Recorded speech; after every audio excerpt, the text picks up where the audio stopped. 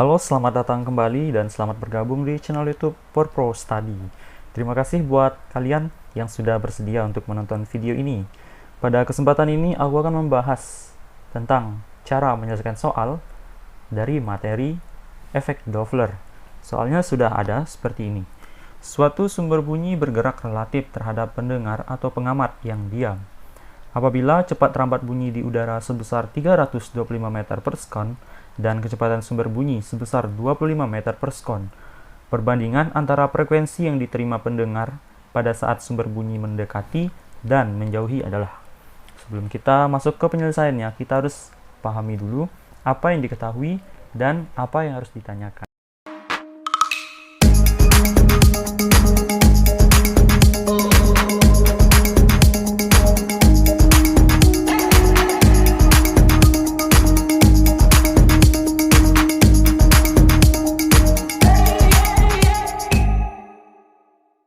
Oke, jadi penyelesaian ya. Apa saja informasi yang diketahui? Dari soal ini terlihat bahwa sumber bunyinya bergerak, sedangkan pendengarnya diam. Kalau pendengarnya diam, otomatis kecepatan pendengar atau Vp sama dengan 0 meter per sekon. Jadi kita lambangkan pendengar dengan P. Untuk sumber bunyinya kita lambangkan dengan S. Kecepatannya adalah 25 meter per sekon. Sedangkan kecepatan atau cepat rambat bunyi di udara adalah 325 meter per sekon. Pertanyaannya adalah perbandingan antara frekuensi yang diterima pendengar saat sumber bunyi mendekat dan menjauh. Kira-kira seperti ini kalau kita tuliskan, yaitu Fp saat Vs negatif per Fp saat Vs positif. Bagaimana? Ini bisa negatif dan ini bisa positif. Baiklah. Persamaan umum efek Doppler adalah seperti ini.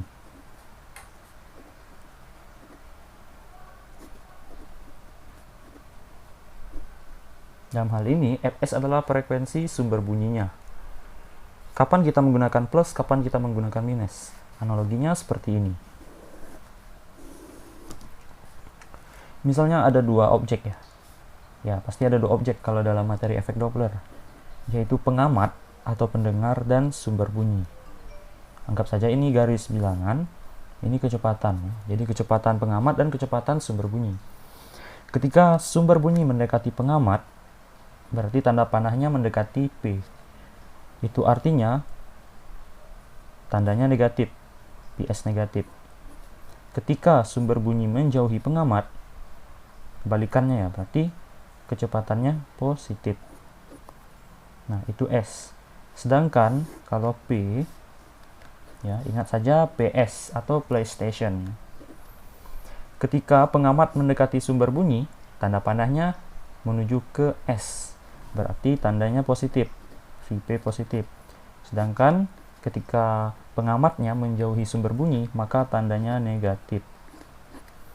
Nah, karena ini adalah frekuensi pendengar saat sumber mendekati, maka sumber mendekati negatif.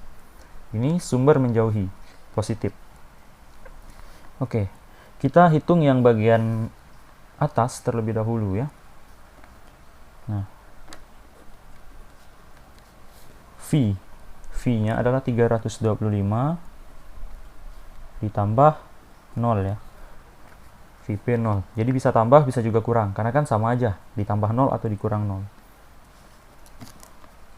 Dibagi 325.